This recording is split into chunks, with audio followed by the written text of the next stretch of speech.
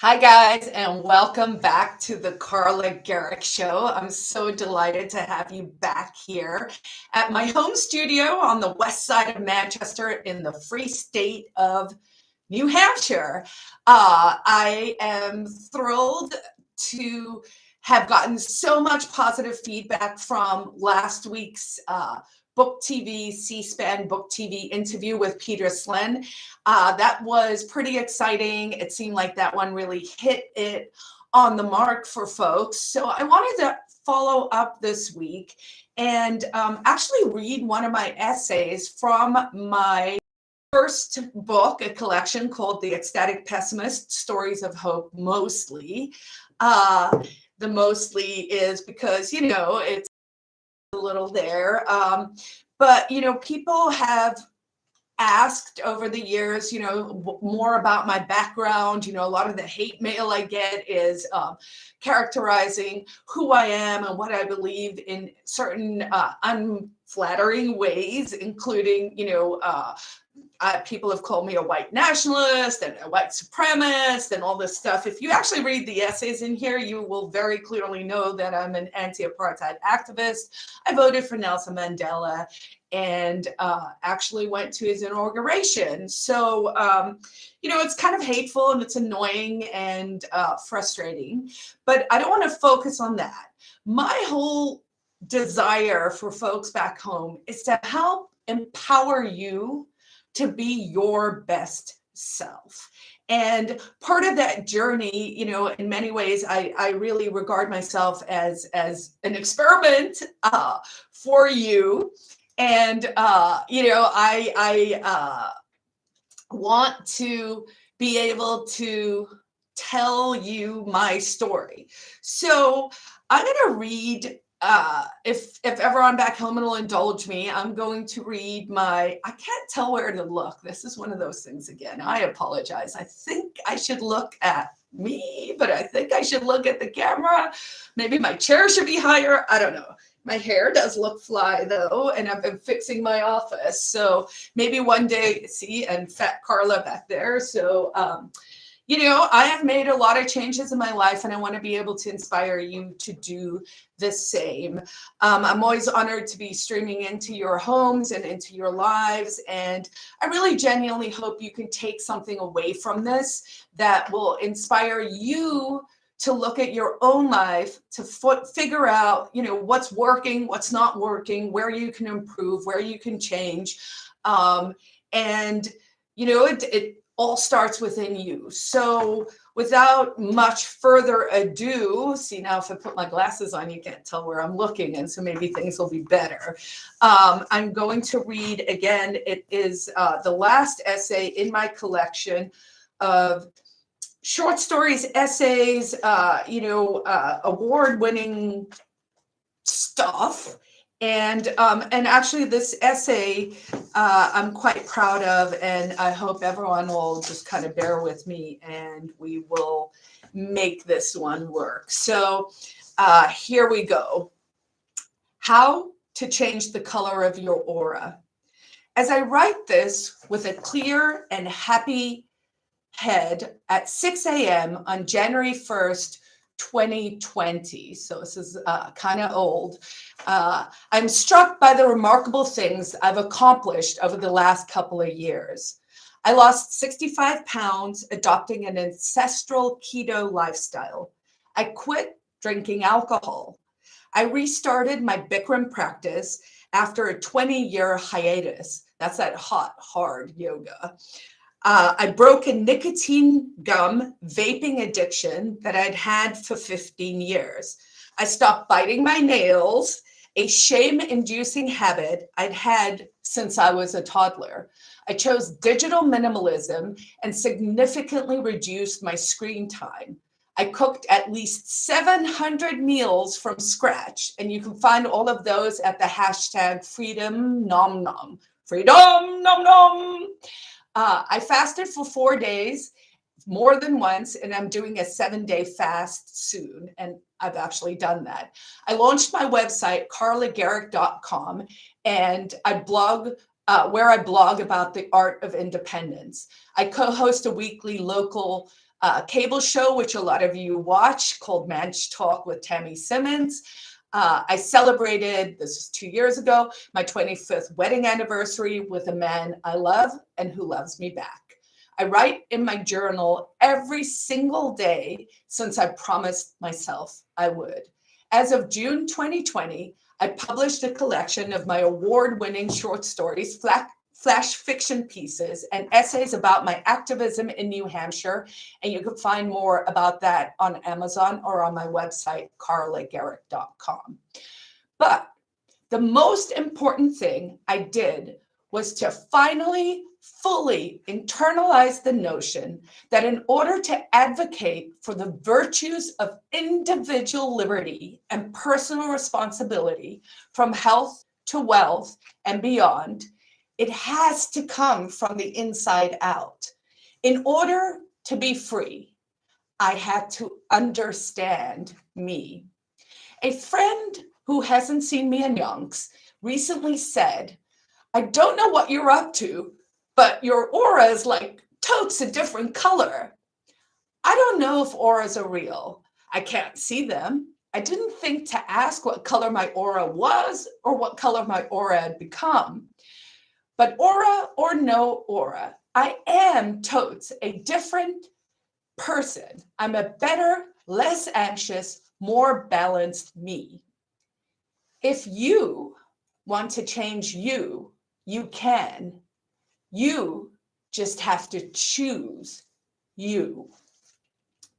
We hate to admit it, but there's a very simple recipe for feeling good. You know the drill. Routinely eat right, which is low carb, medium protein, and high good fats. Get enough sleep, exercise, don't abuse the fun stuff, and sometimes hang out with other humans. Routinely. We know it, and yet, if you're like me, you resist anything that smacks of routine. After a very unmoored childhood, I waited almost 48 years, 3 continents, 2 careers, 1 miscarriage, and an arrest to start following the script routinely.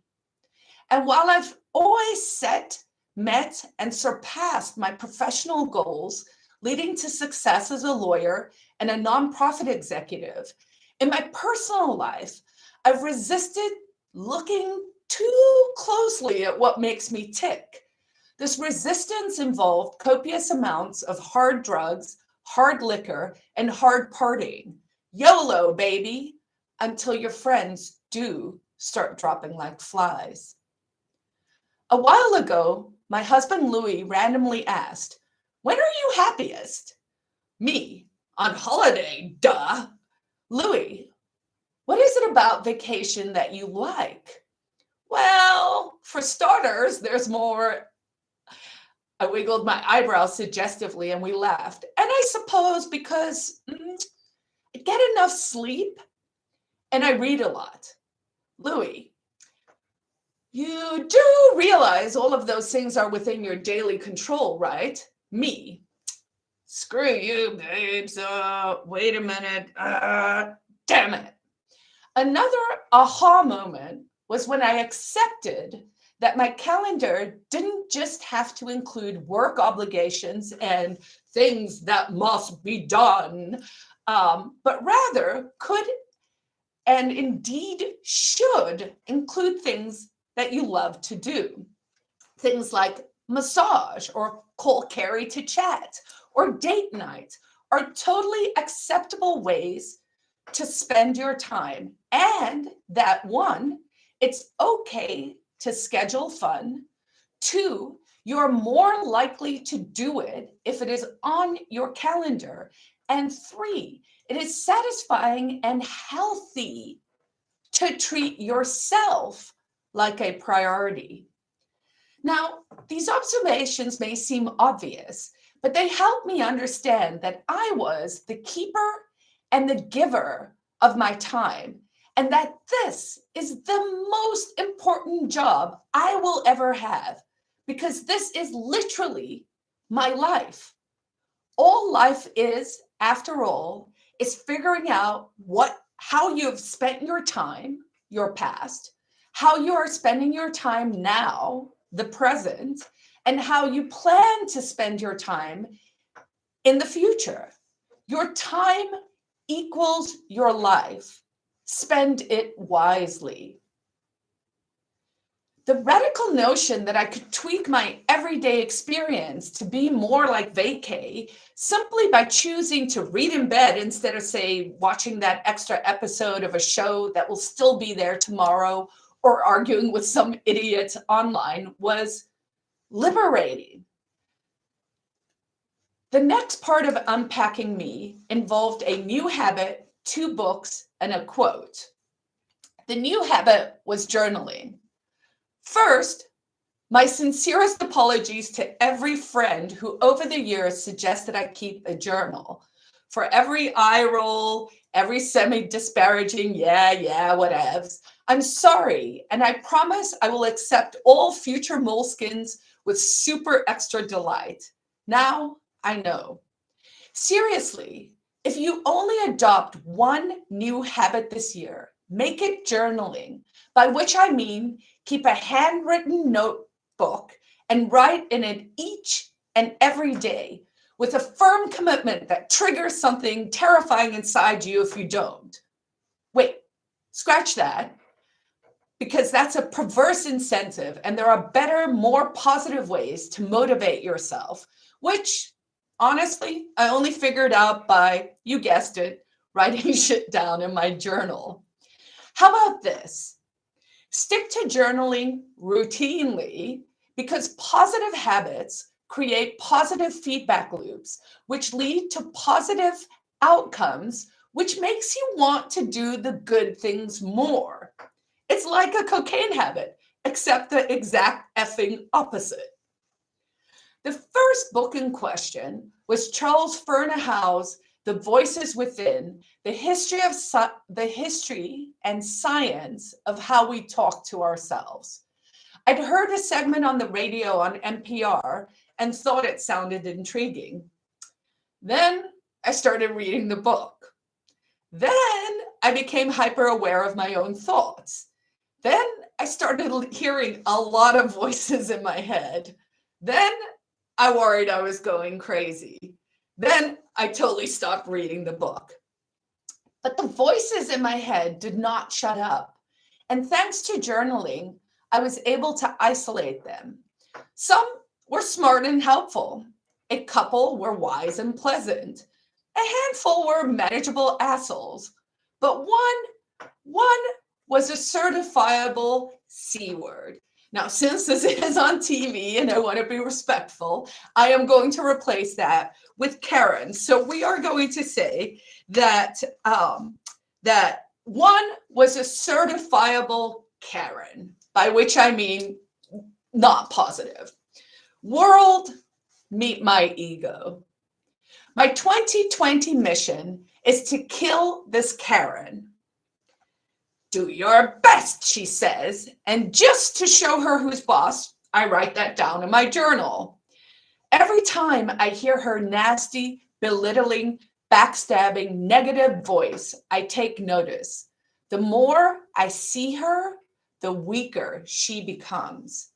From my notes, I discover that Karen's negging is always in the second person.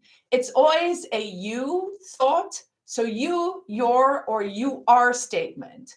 She's meaner than my worst enemies. And I'm a libertarian politician, so my enemies are loud and plentiful. A typical mind conversation goes something like this. You're useless. What have you accomplished in the past 5 years? Nothing. Why haven't you finished your book? Why did you say that? Why didn't you say that? Not good enough. Never good enough. And my all-time favorite critical comment that can shut me down for days. Who cares? F you, Karen. I care. Why? Why do I have this voice in my head that only talks to me in the second person as you and never me or I? Who is she? And if she doesn't think she's part of me, where did she come from? And what will it take to kill her nice and dead? Around this time, I ran across a quote by Lao Tzu on Pinterest. If you're depressed, you are living in the past.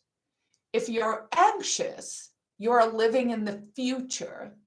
If you are at peace, you are living in the present. I want to be at peace. So next, I started reading Eckhart Tolle's The Power of Now, which I'm pretty sure I read years ago, but the message just didn't resonate with me. Important ideas are like that sometimes. You need to circle back when you're ready.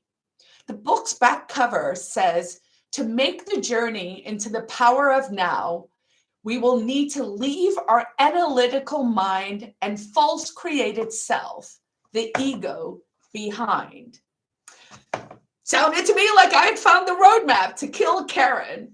A little mental time travel, bada bing, bada boom, and voila! Peace in the now, right? Then I started to delve into my past. I looked at the story I told myself about my childhood. Child prodigy, genius level IQ, international travel, exotic locations, chauffeurs and maids, penthouses with elevators that opened into the apartment itself. My whole persona was wrapped up in this belief that my upbringing had been oh so glamorous, diplomat's daughter, what, that I'd never really stopped to consider, not true, I taught myself not to, the potentially damaging effects of living on an entirely different continent, separated from my parents, when you are, I am, a 10-year-old girl. Sure, we spoke on the phone once a week, usually for less than 5 minutes, because international calls were crazy expensive back then. We mostly talked about the weather. The standing joke in our family was that my sister Lizette and I would always ask, please send money. Please send money to buy my own toothpaste when I am, a 10-year-old. Please send money to buy my first bra when I am, 12 years old. Please send money to buy my first tampons when I am 13 years old. Please send money to buy my first bottle of booze when I am 15 years old. For a while, I wondered if the negative backtalk stemmed from suppressed memories of awful teachers or matrons or mean girls who had bullied me. But for me, unlike my sister, that wasn't the case. Sure, I was bitterly hungry for 5 years straight, and an all-girls boarding school is going to give you some food and body issues. And I did for a time become a compulsive exerciser, and I definitely leaned into my neurotic nail biting. But for the most part, Pretoria High School for Girls gave me a solid education, impressive leadership skills, a stiff upper lip, and at least publicly, what appeared to be a great deal of confidence. And the mystery of Carla's secret C-word ego turns out the culprit all along was me.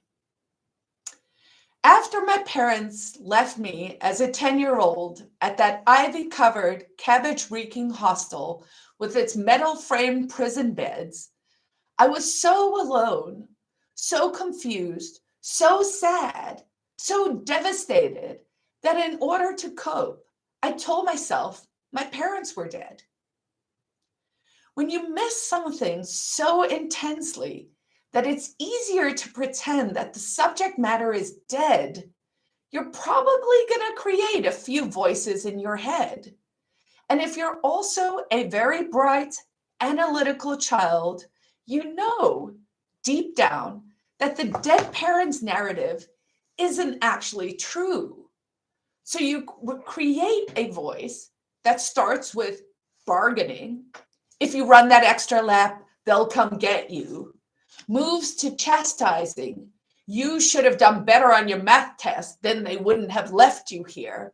And it eventually settles into something malevolent. Of course, you're a failure at everything you do. Even your own parents don't want you. But here's the reality.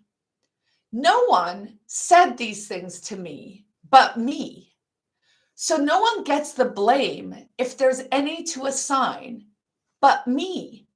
My parents genuinely loved and spoiled us when we did spend time together. And because no one else created this monster, no one else but me gets to off her. No one but me gets to set me free. For my entire life, I said awful things to myself in my head, and I allowed that voice to become an integral part of my internal life. No more. True freedom comes from loving yourself. And the way to love yourself is to like yourself. And the way to like yourself is to know yourself.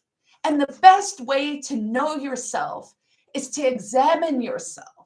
And in examining yourself, you have to figure out what the hell you're spending your time on, both physically and mentally. And from now on, I'm not spending another second being mean to myself. I do not blame little abandoned mini me. From now on, my slate is clean because I choose what's in my head, and I choose to forgive all of me now and in the future, which is always now. Thank you guys for indulging me. I don't even know where we are on time here, so hopefully it's not too bad. But I hope that you guys appreciate that story.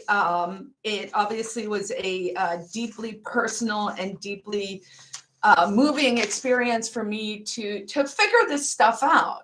So you're like, Carla, why are you on TV? Why are you talking about this? Why? It's not actually about me. The why here is I want you to figure your stuff out too. So we're in this dilemma in the world that the world is extremely unbalanced. This is the reality of what is happening. And the way to get back into balance is to actually look internally. You can't control everything else that is happening in the world, but you can control your own behavior. So if you had a rough time through COVID, I want you to think about why that is. Maybe start journaling. Just grab a notepad and be like, for the next week, I too am just going to write down notes and maybe have your own epiphany, right? But what is the point? So you can't, and I learned this the hard way, you can't fake health and you can't fake skills. And I will just keep saying this because we live in this world where people pretend certain things, right? So you're not allowed to fat shame. That's an example, right? And I understand there are people who can be heavier and be healthy or but metabolically, you probably are not, right? And so if you're not in peak health, if you're not eating right, if you're not sleeping right, if you know you're drinking too much or smoking too much or whatever it is, I'm asking you to actually look internally and go, what can I do to fix myself, because I don't really think that we can dictate what the rest of the world should be doing until we each internalize, our place. And if everyone focused more on their own stuff, I think we would actually be down the path towards healing the world because you would, you wouldn't have time. The Karens of the world wouldn't have time to make so much other stuff. They could just look at improving their own lives. And then from there, help your neighbor, help your friends, and go from there. But what I'm saying is it should be bottom up, not top down. And we've lost the balance in the sense that everyone wants to do things top down, and it's not the way to solve things. The reason why everyone is so upset in the world is because we are literally saying they're the binary decisions. It's either this or this. And it's like a lot of these things are just gray, or it's a personal opinion, or, do what you want, but let other people do what they want. We shouldn't be living in a world where we think we can mandate other people's behavior, especially when it goes against their own conscience. The New Hampshire Constitution enshrines the right of conscience. I think it's Article 4. And, that should be unequivocal. That is what free people do. So that is my tirade for this week's the Carla Gericke Show. I will be getting back to having guests. I started a new show on Monday nights. It's primarily for Free Staters. It's called Pork Chat or Free State Live. So you can find that also on my YouTube channel, Carla Gericke TV. That is Gericke. Watch episode 1 if you want to know how you actually say my name. If you're interested in my book, you can get it on my website, carlagericke.com, or on Amazon. Check it out. I'd be happy to sign one. So if you find me somewhere, come over and we could do that. I hope that you enjoyed that essay and that you will really internalize, or at least think about how you can improve your own life for yourself, because that is the gift that you can give yourself, is take care of you, and then yours, then your family, then your lovers, then your partners, then your neighbors, and then your bigger community. But it has to start from inside you. So thanks again. I will see you guys again next week, hopefully with some guests, although everyone's up at the State House. If no guests, then we will just continue to do these crazy shows. And I'm always thrilled to beam into your house. Happy to get emails, carla@carlagericke.com if you want to say hi. Otherwise, you can find all kinds of information on my website, carlagericke.com. Follow me, subscribe to my channels, do all of that good stuff. And thank you. Remember, we can together, if we're all kind of just making sure you start with you, we together can live free and thrive. Thanks, guys. Peace out.